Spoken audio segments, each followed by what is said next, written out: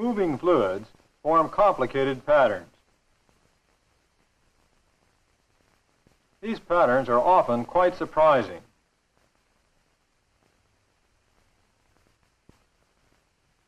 What appears to be a small shift in system geometry can change the entire flow pattern.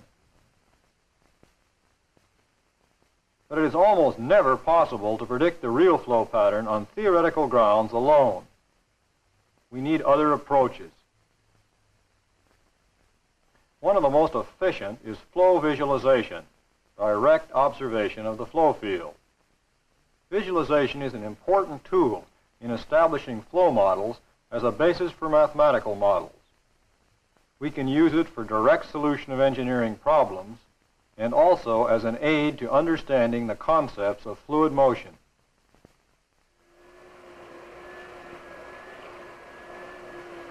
An open surface water channel, such as you see here, is often used in flow visualization. It consists of an inlet section which distributes the flow evenly, fixed outer walls, and adjustable inner walls so that we can achieve any passage shape desired. The flow leaves through a porous exit section to give an even velocity profile. There are a number of visualization methods that can be used with a water channel like this. We can use dye injection. We can use surface powder on the water. First thing we're going to use here, however, is the hydrogen bubble method. If we connect a DC voltage to a very fine wire, here 2 mils, and put the wire in the water, electrolysis forms extremely small hydrogen bubbles which are swept off by the flow. Most of these bubbles are small enough so that they follow the flow quite accurately. A few large bubbles are also formed. We ignore them in observing the flow pattern. Here you see a probe with multiple thin fingers which makes many fine lines.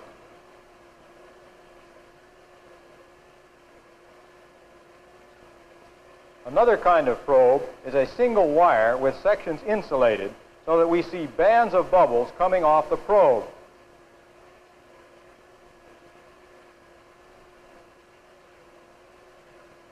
In order to interpret flow pictures, we need to be quite clear about 4 concepts. These relate the pictures to the kinematic description of the flow field. The first concept is the path line. A path line is the trajectory or path of a given fluid element. Here we mark a small element with bubbles so that we can follow its path. If we took a time exposure, we would make the entire path visible. Instead, we superpose a path line, and you can check for yourself that each of these squares follows it.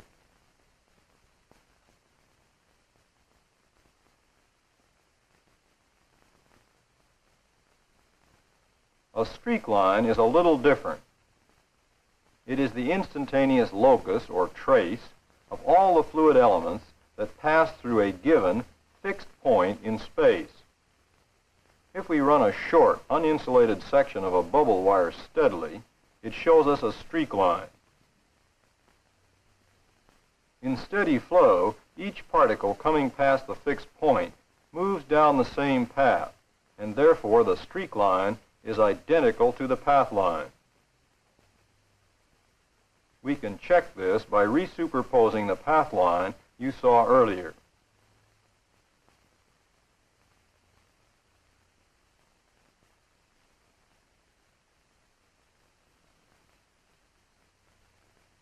Often it is useful to use multiple streak lines to observe a flow field.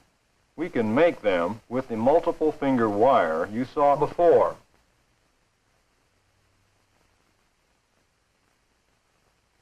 The third concept we need is the timeline. A timeline is defined as the instantaneous location of a line of fluid particles marked earlier at a prescribed location in the flow. These lines are usually most useful if the marking location is normal to the flow direction, since then the location of the timeline, a short time later, shows the velocity profile of the flow field.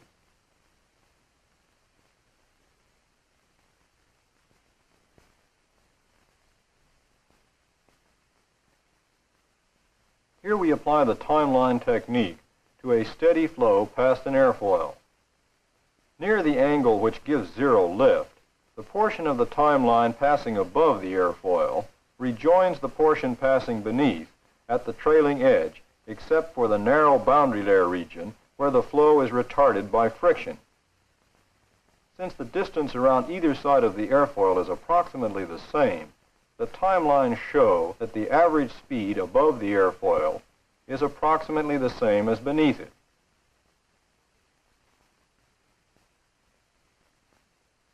When the airfoil is set at angles which give large lift, the portion of the timeline passing above the airfoil outruns the portion beneath. The velocity is higher near the upper surface.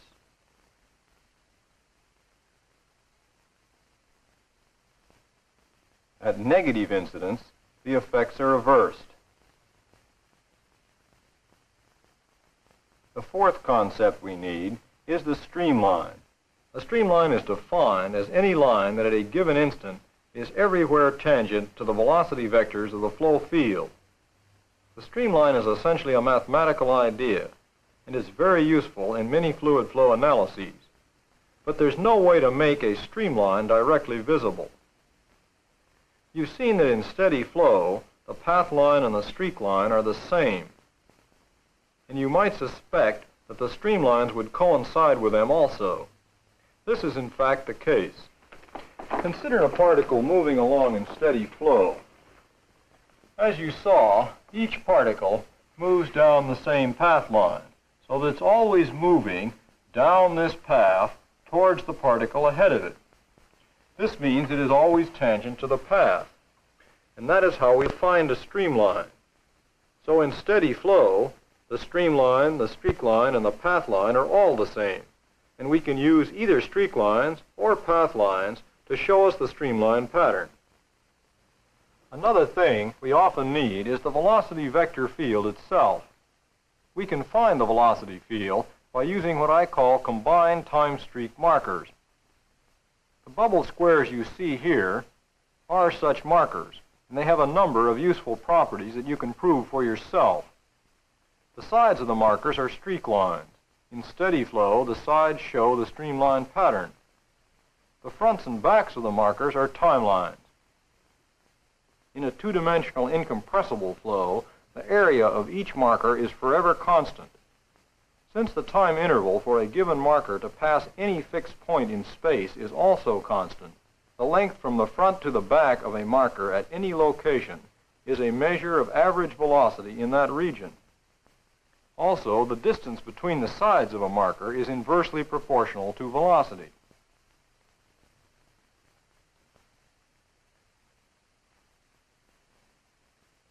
Now consider for a moment an unsteady flow, like the one you see here past an oscillating plate.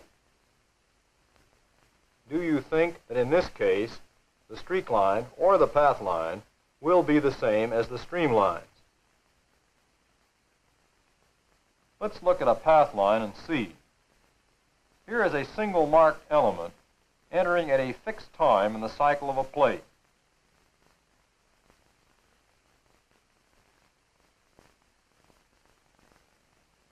As before, we superpose its path line.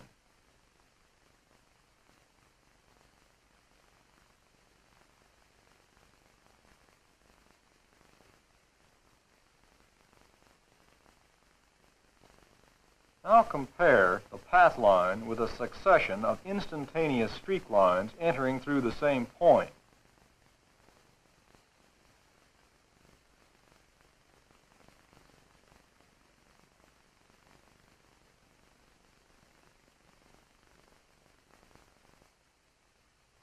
None of the instantaneous streak lines coincides with the path line.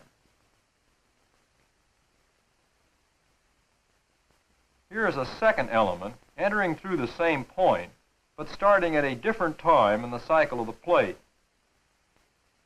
Notice that its path line crosses that of the first element almost at right angles, and it leaves around the other side of the plate.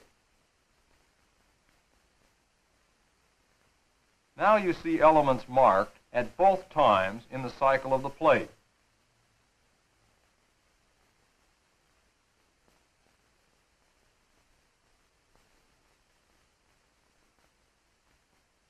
If we superpose the path line of the second element and compare it with a set of streak lines through the same point, you can see that none of them coincide with the second path line either.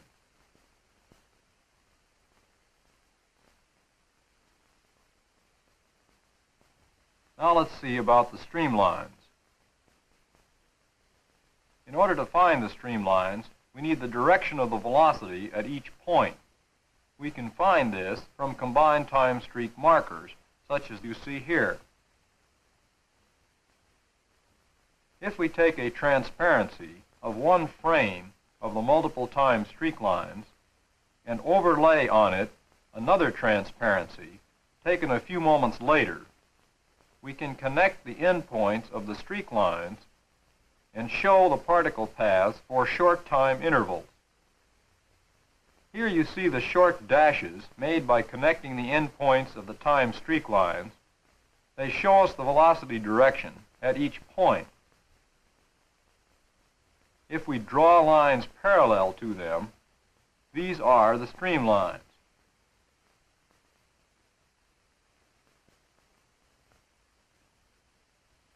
The total streamline picture you see here is for the same instant that the first particle we observed with a path line entered the frame. The dotted streamline is the one that passes through the same point. If we compare the dotted streamline with the path line through the same point and at the same instant in time, you see they are quite different. If we compare the dotted streamline with a set of streak lines entering through the same point, they do not coincide either.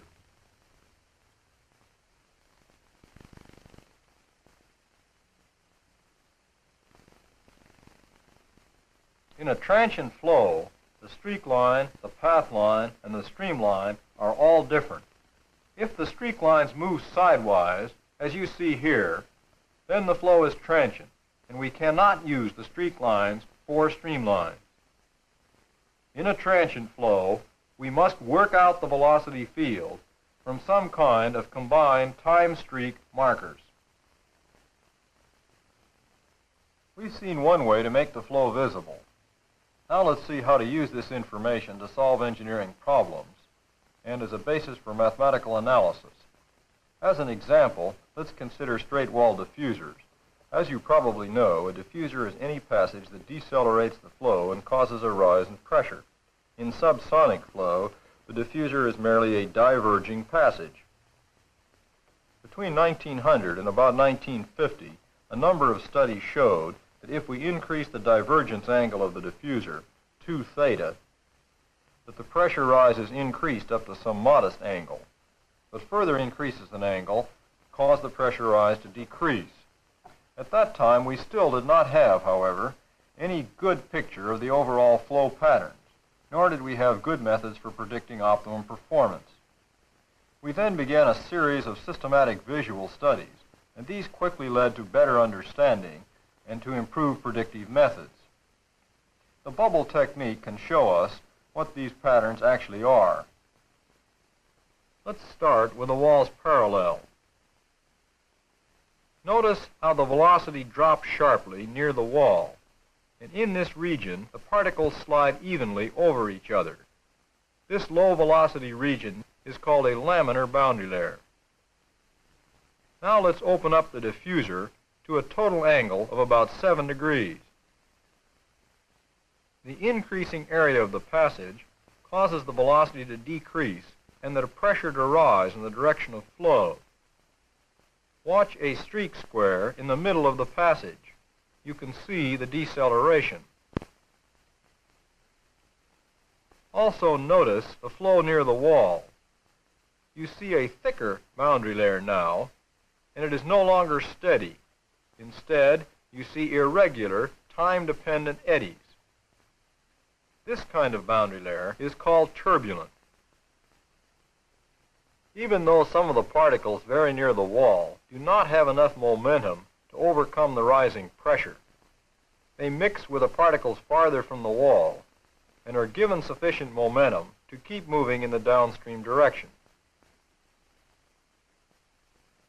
If we increase the divergence angle of the diffuser further, something new occurs. Slow-moving particles begin to accumulate near one wall and then move upstream, forming what we call a stall. The mainstream is forced to separate from the wall and move around the stall. The pressure change caused by the movement of the mainstream is enough so that after a short time the stall washes out again. The whole cycle of stall buildup and wash.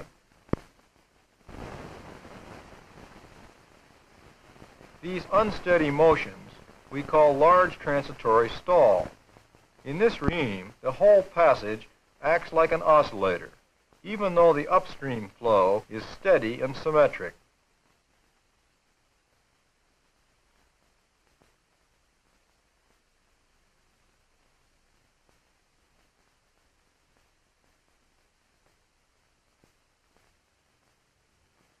If we increase the divergence angle of the diffuser still further, the stall forms a relatively steady recirculating region on one wall. The mainstream separates very near the throat and hugs the other wall. If we move the mainstream to the opposite wall, it stays there.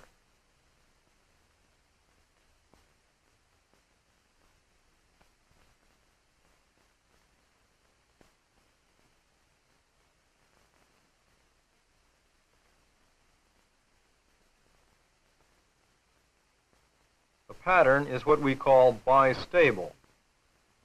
Usually we refer to this pattern as fully developed stall. If we increase the diffuser angle to high values, the flow separates from both walls. We observe a jet flow pattern.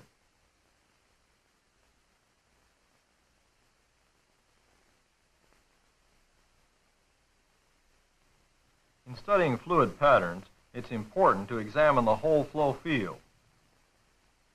Here's a diffuser with a lower divergence angle. A bubble wire near the surface of the flow shows an entirely unstalled flow pattern. So now we'll turn off this wire near the surface and turn on another one deep in the flow near the floor of the channel. This wire shows us that one corner of the flow contains a large stalled area.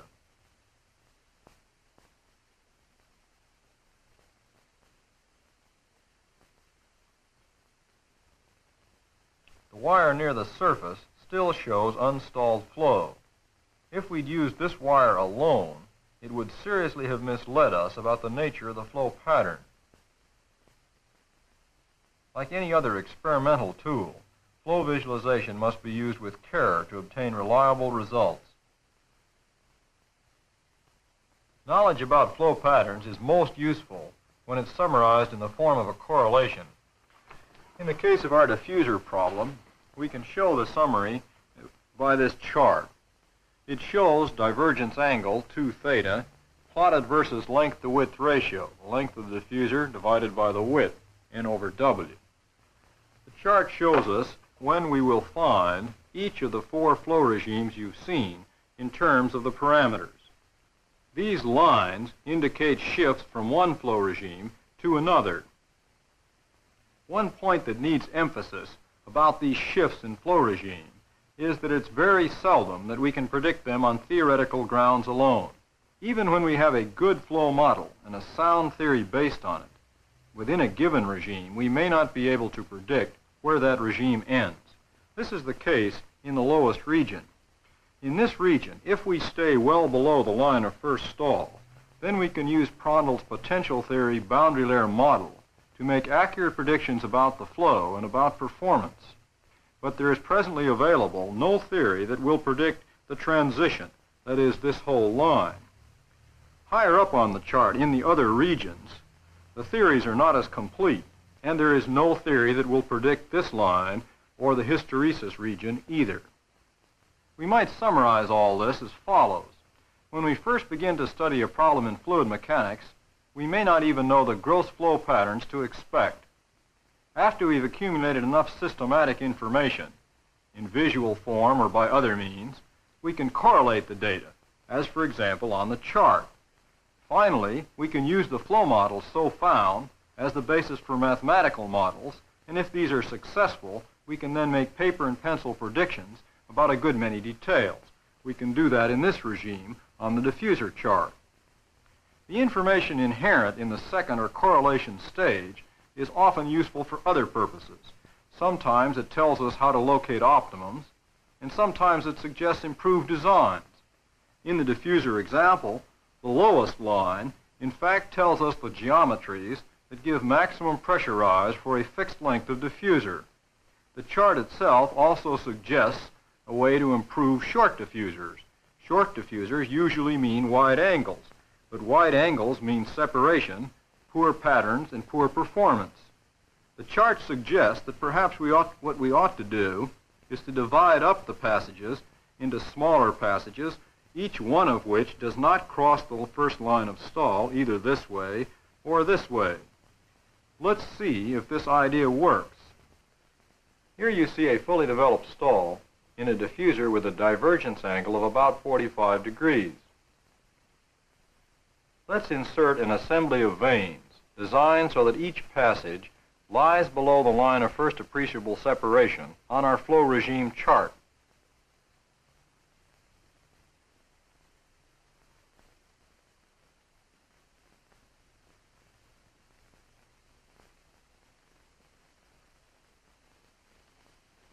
When the vanes are removed, the stall comes back.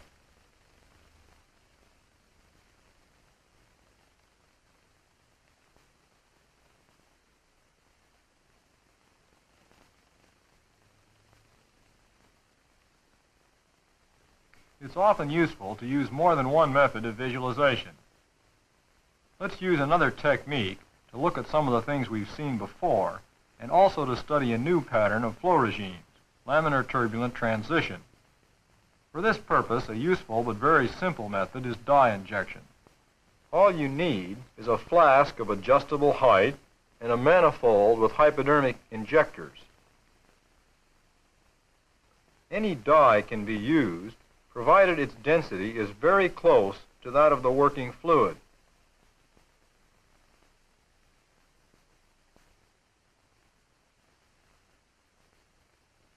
Here you see the jet flow pattern made visible with streak lines of dye.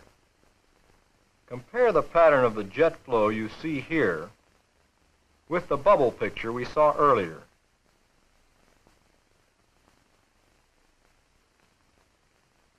The recirculating eddies, which you now see at the sides of the main flow, are made visible by seeping dye through holes in each wall.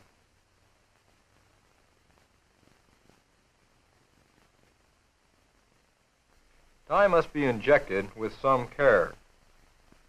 If we apply the wrong pressure to the injectors, the dye will come out too fast or too slow. This causes jet instability, as you see here.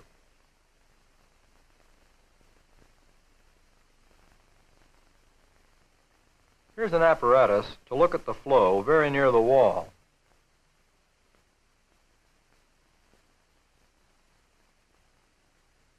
The apparatus consists of a dye reservoir connected through a thin rectangular slit to the flow. The slit is only a few mils wide.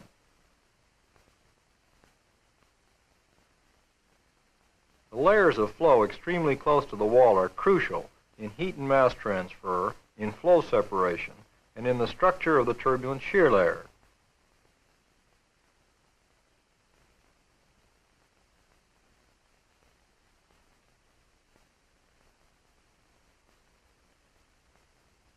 The dye is turned on and seeps slowly through the slit. It moves upstream because the diffuser walls are at a very large angle and the flow is stalled.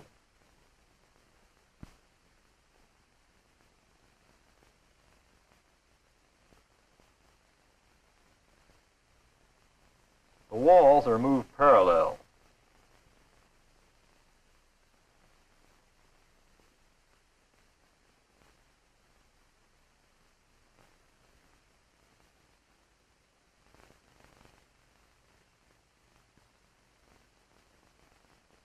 Now we are looking directly at the wall which contains the slit. The slit is near the left edge of the picture. Notice the smooth, almost glass-like appearance of the die. This is typical of a laminar boundary layer. Now we introduce effective trips.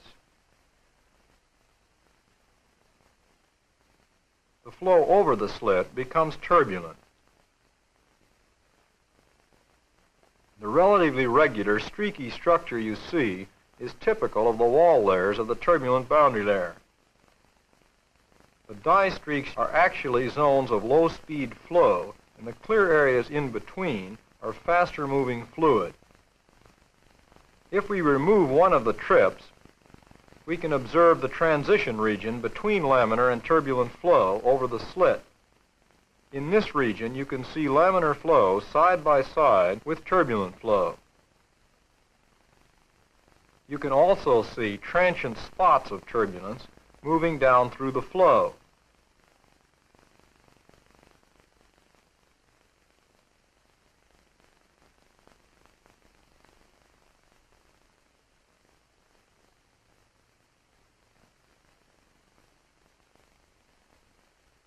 If we move the remaining trip further upstream, the fraction of the flow which is turbulent at the slit decreases.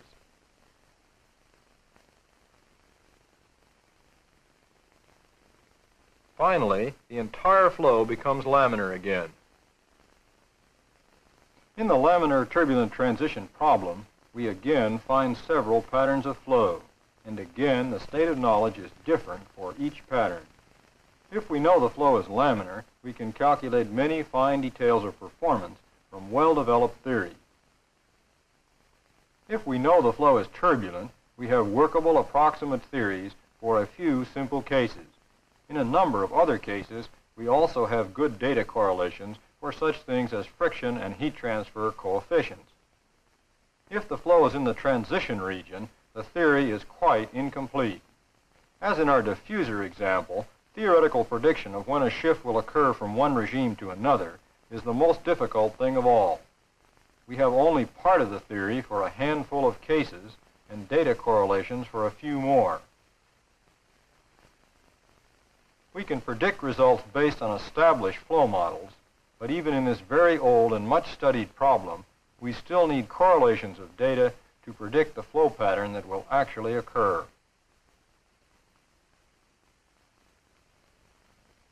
Let's consider one more example. Here's a flat plate parallel to the flow. A laminar boundary layer builds up on each side and forms a small symmetric dent in the velocity profile.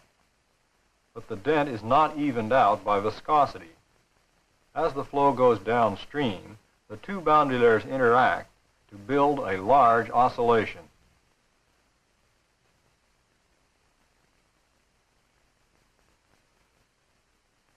Here's the same flow shown by a single bubble wire downstream. Once again, a steady, symmetric upstream flow leads to an unsteady oscillation in the downstream motion.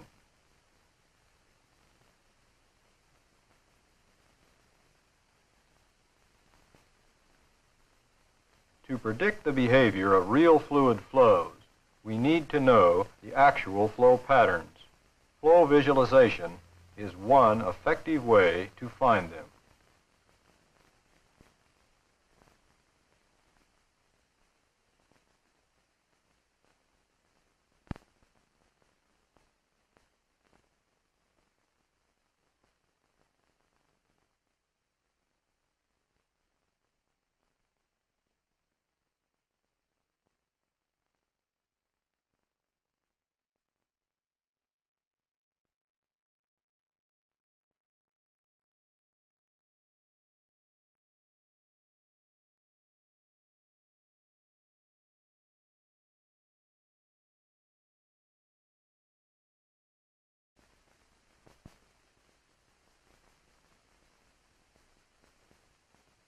Moving fluids form complicated patterns. These patterns are often quite surprising.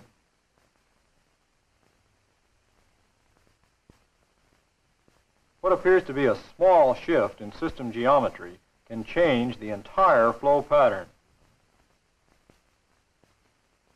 But it is almost never possible to predict the real flow pattern on theoretical grounds alone. We need it consists of an inlet section which distributes the flow evenly, fixed outer walls, and adjustable inner walls so that we can achieve any passage shape desired. The flow leaves through a porous exit section to give an even velocity profile. There are a number of visualization methods that can be used with a water channel like this. We can use dye injection. We can use surface powder on the water. First thing we're going to use here, however, is the hydrogen bubble method. If we connect a DC voltage to a very fine wire, here 2 mils, and put the wire in the water, electrolysis forms extremely small hydrogen bubbles which are swept off by the flow. Most of these bubbles are small enough so that they follow the flow quite accurately. A few large bubbles are also formed. We ignore them in observing the flow pattern. Here you see a probe with multiple thin fingers which makes many fine lines. Other approaches. One of the most efficient is flow visualization, direct observation of the flow field. Visualization is an important tool in establishing flow models as a basis for mathematical models. We can use it for direct solution of engineering problems and also as an aid to understanding the concepts of fluid motion.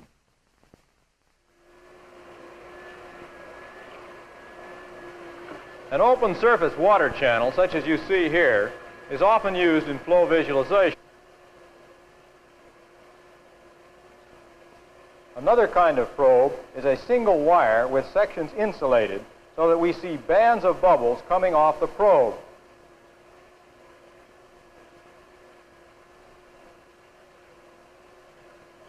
In order to interpret flow pictures, we need to be quite clear about 4 concepts. These relate the pictures to the kinematic description of the flow field. The first concept is the path line. A path line